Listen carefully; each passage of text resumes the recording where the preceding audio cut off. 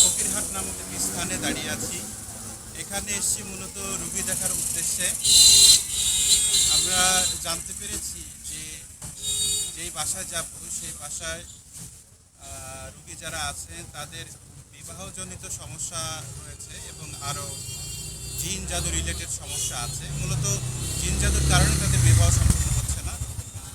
সেটা দেখার জন্য মূলত আমাকে সেই সুদূর ঝিনাইদহ থেকে ইনভাইট করা হয়েছে। আমি এই এত দূরে আসছি রুগী দেখার জন্য। আপনারা প্রত্যেকেই এই পরিবারটার জন্য দোয়া করবেন, আল্লাহ তাআলা যেন তাদের মনের ইচ্ছা পূরণ করে দেয় এবং জিন জাদু থেকে তাদেরকে সুরক্ষা দান করেন। তো চলুন আমরা দেখে আসি। তো এখন আমরা এই সিংহাতি বাজার থেকে ভ্যানে করে যাচ্ছি আমি, এবং এখান থেকেই যুক্ত হয়েছেন আমাদের এক ভাই। উনি মূলত আমাকে রিসিভ করার জন্য আসছেন এই এলাকাতে। ভাইয়ের সাথে করেই আমরা যাচ্ছি। সকলের কাছে আবারও দোয়া চাই।